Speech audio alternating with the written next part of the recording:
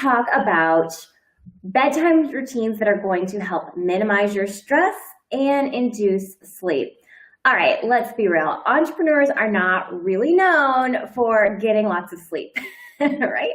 We're also kind of known, on the other hand, though, for having a lot of stress in our lives. The two of these things do not make a very good combination, particularly in the long term when it comes to hustling, when it comes to putting out content and business products that are really top-notch and high quality, because our brains are not really designed to run on zero sleep and 100% stress. So let's take a little bit of a look back into our history as human beings and find out a little bit about the biology of our bodies and why it may be important for you to develop a bedtime routine that is going to help reduce stress and induce sleep. All right, so since the dawn of time, humans have been cued for sleep by a very specific phenomenon. That phenomenon is the setting of the sun. All right, back in the day, the only daylight that we had to work with was the only time that we could spend working, right? Sunset dictated when we went to bed, when we shut off work, when we let go, when we started relaxing. And then came dear Mr. Edison and the little old light bulb. What a small little invention, but what a major transformation that has made in the way that we live. So thanks to these little miraculous tiny globes, our whole existence from sunset on has changed the way that we work and sleep, or maybe more accurately, the way we don't sleep.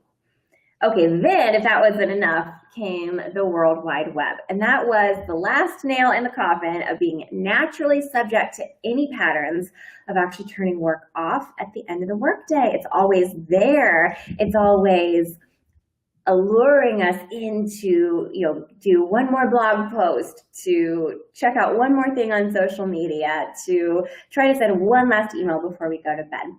And let's not lie, for entrepreneurs, these evening hours are often the only time that they can work. So late night hours and the internet and light bulbs have been a godsend for many entrepreneurs who have initially built their empires while working a 9-to-5 job, right? We have that fluidity, we have that flexibility. In fact, over a quarter of all Americans work past 10 p.m. at night on average. There's research done by Hammermesh and Stanton Kennelly that will show that, but I think that number is probably way higher for entrepreneurs who, again, always want to be driving to do more and always have that ability to continue to work on their business. And sometimes it's the only time that they can work on their business, okay? But scrolling through your news feeds and editing blog post images until the moment that you fall asleep with your laptop in bed, it's one of the most surefire ways to kill your health, your productivity within your business, and your joy. And not to mention your sex life. So computer work in general, in particular, computer work in particular interferes with your body's regulation of melatonin.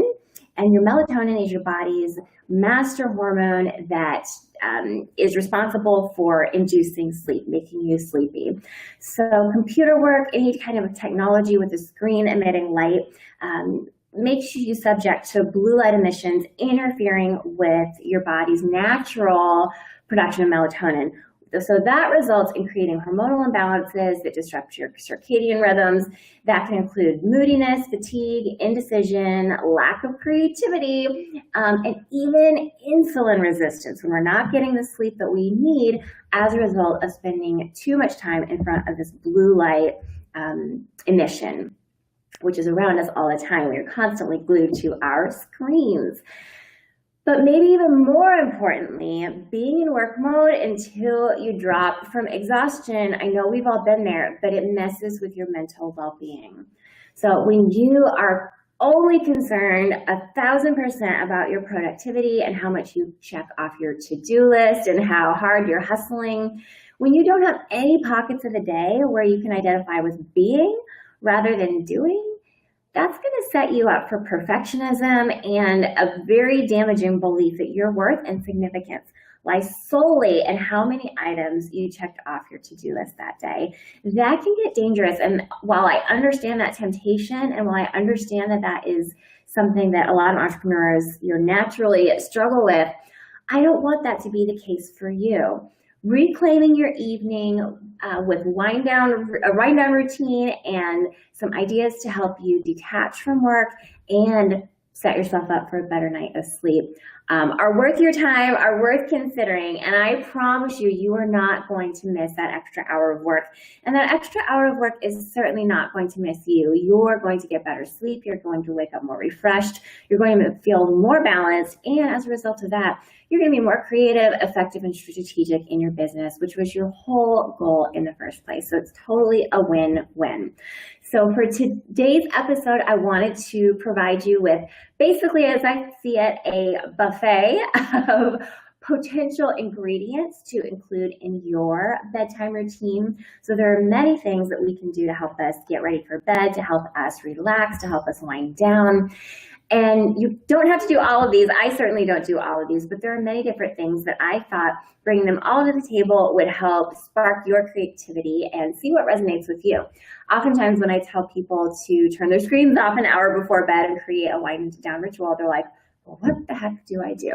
Well, there's lots and lots of things that you can do. In fact, I'm going to give you so many that you are going to have to pick and choose which ones fit you best, that you want to try. And it's essentially a build your own adventure. If you ever read those books growing up where you got to choose your own adventure to put together the perfect good night routine for you.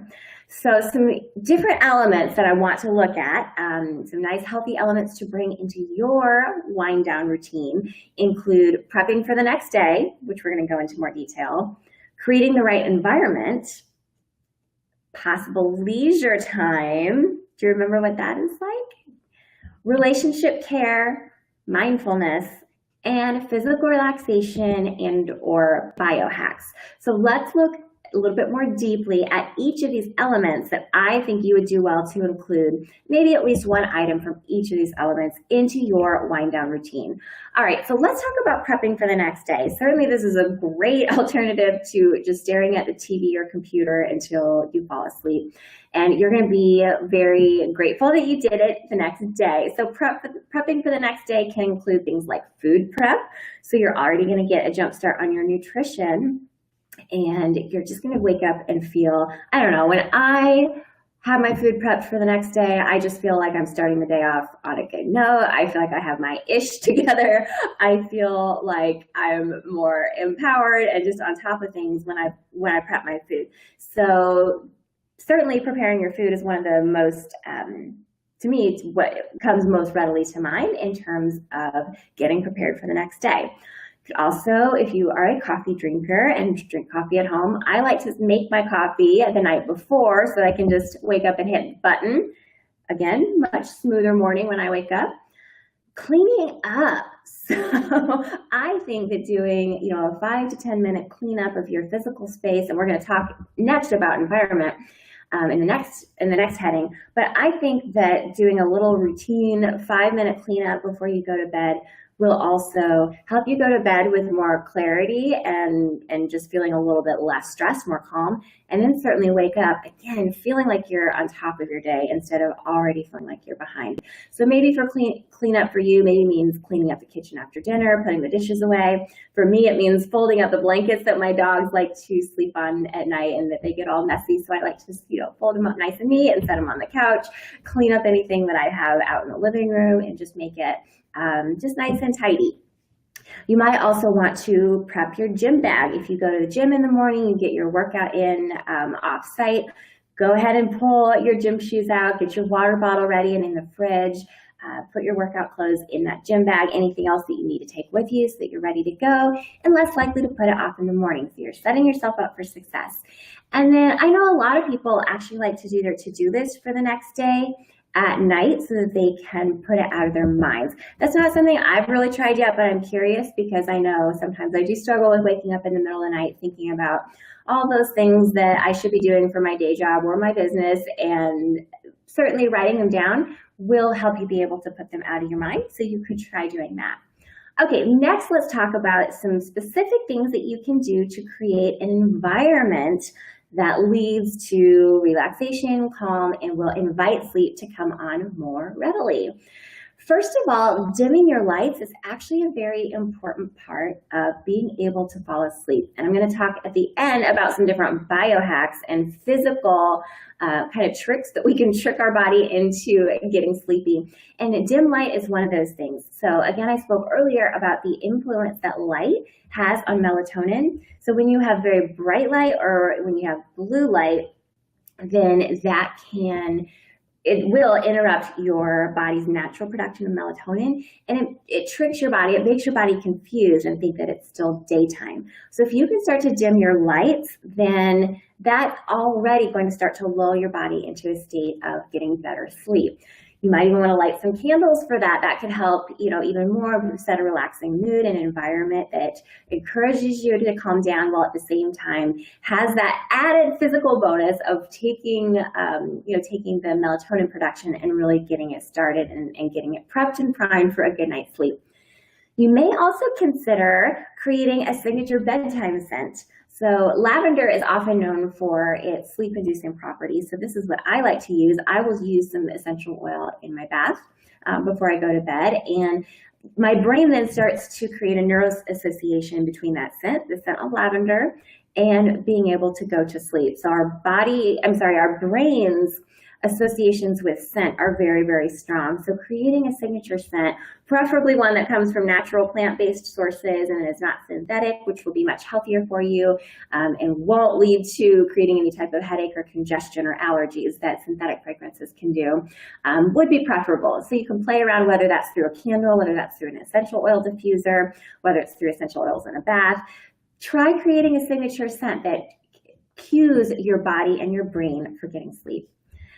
A clean space, we already touched on that, making sure that even if you need to do it ahead of time earlier in the day, no one likes to go into their bed at night and it's a mess. You never made your bed. So cueing yourself to have a good night's sleep that night, even by making your bed in the morning or taking the time to clean your house, will help bring on that sense of calm, help you detach and enjoy your space. Sometimes I even like to turn down my covers like they do at a hotel, like a turn down service, a little bit before bed. It just helps me feel more, cozy and like ready to turn in when I come in from my bath. Leisure activities. So we talked about prepping for the next day. We've talked about some activities that you can do to prep for your next day. We've talked about creating an environment that leads to a calm state of mind and induces sleep. Let's talk about some leisure activities. So, you've gotten ready for the next day. You created this awesome little nest of bedtime bliss.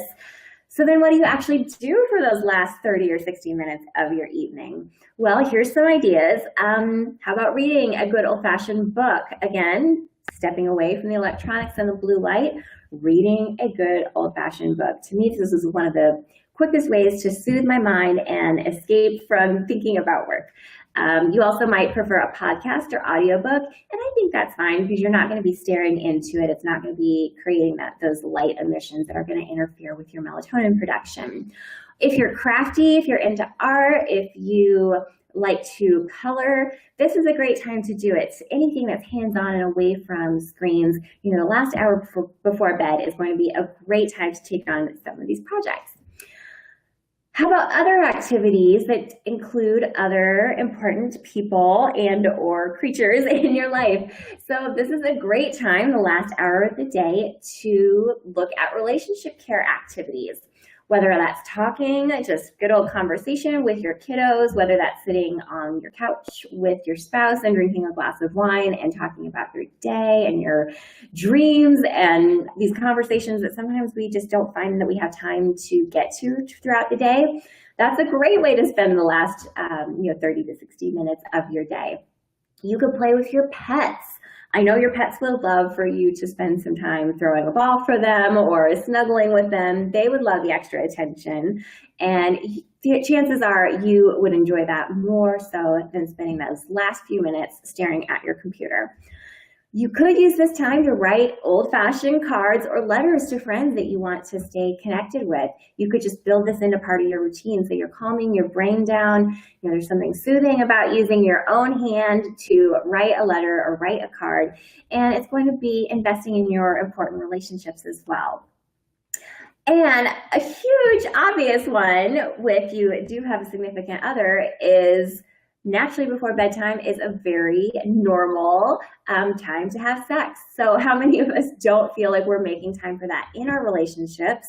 Well, certainly shutting your computer off an hour before bed, I promise you, is going to lead to more sex. It just is. So enjoy that time, invest in your relationship, and setting the stage earlier by making sure that you have boundaries around turning off work and turning off electronics is naturally going to lead to that becoming more and more a part of your relationship. There are other activities as well. If you want to start to cultivate a spiritual practice before bed, this is a great time to do it. Mindfulness activities can be so beneficial in helping you turn off your brain and be able to just connect with who you are as a person and not to just what you do and accomplish and produce and create. So some mindfulness activities that you might want to consider are things like meditation, whether you're just doing it on your own by enjoying deep breathing and focusing on your breath, or if you want to listen to a guided meditation, that's always a good choice as well. Journaling can be very powerful to connect with your thoughts and feelings and help process the emotions that are going on that we tend to kind of put off or stifle down throughout the day. Prayer might be an important part of your life and how you connect to a higher power and a sense of spirituality. So making this dedicated time and space for it is definitely a wonderful part of your spiritual practice.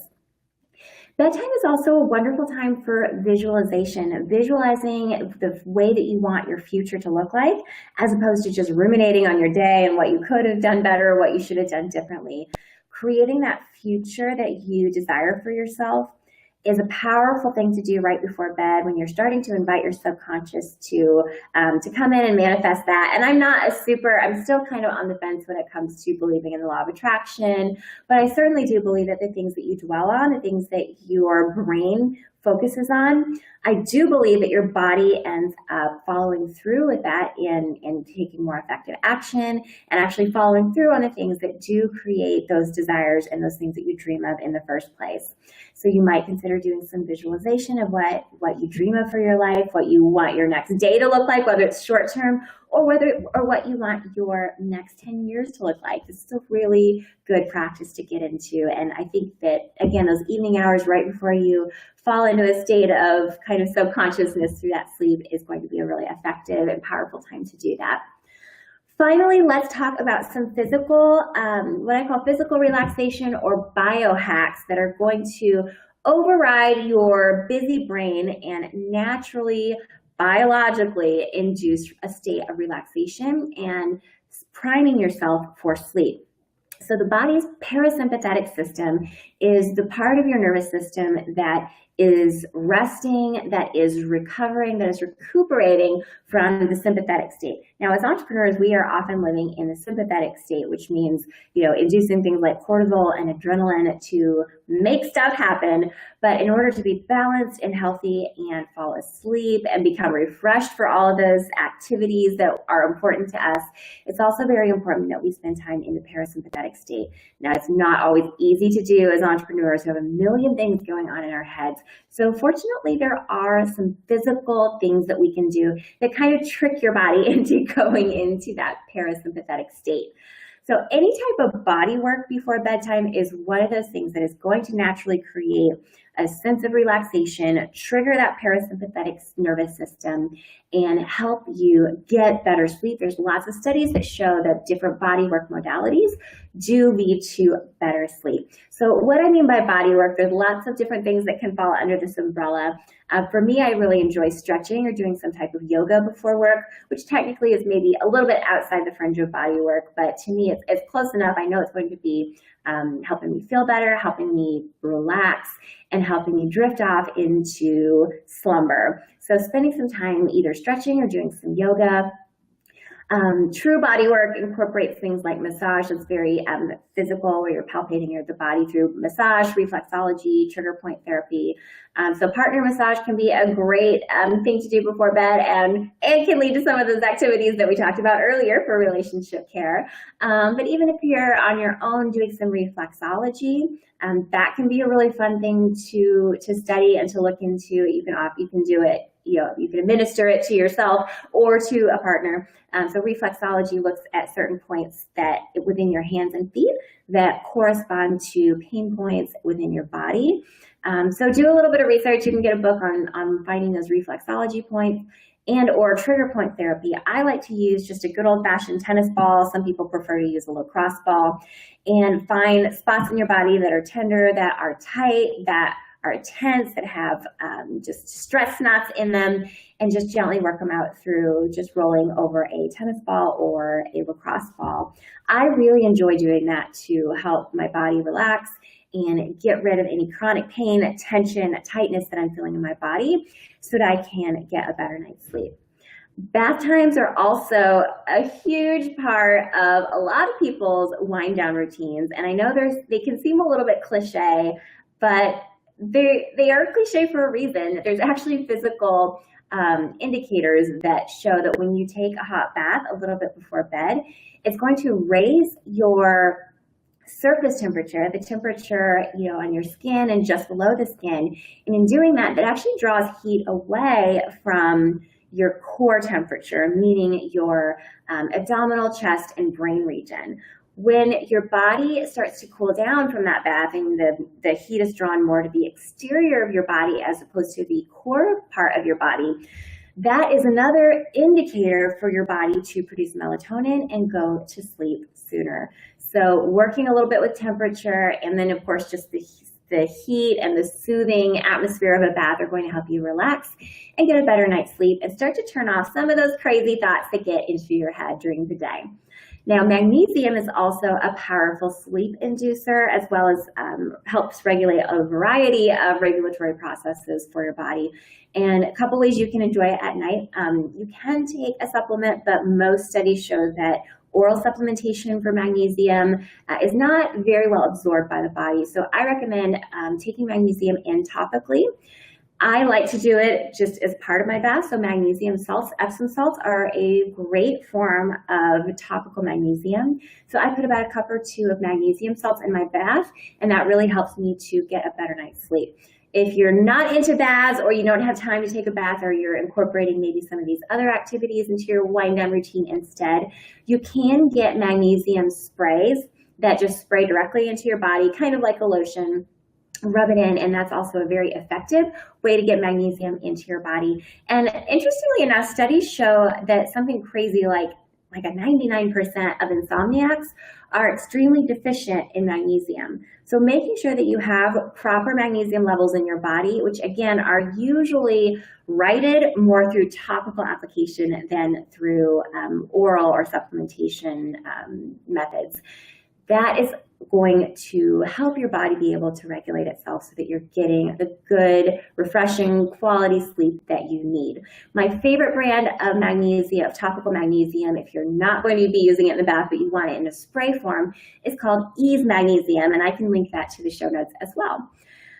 Other physical relaxation or biohack activities that you might want to try. How about taking a moonlit stroll? I mean, how many of us really do that anymore? But how soothing is that? How elemental to get back to, being outside at night, which most of us don't do anymore. But for millennia, our human ancestors did that. And I find that's just a very romantic, calming way to get outside and connect with the universe and connect with your physical environment, while also a very natural way to dim the light around you. That moonlight is not going to have the same effect on your melatonin levels as, say, the light bulbs inside your house or the light emitting from your computer. So getting yourself into an environment outside where you have the wind on your face and you are naturally surrounded by dim light from the moon and the stars is going to help soothe you, going to help to start to kick in that natural regulation or production of your body's melatonin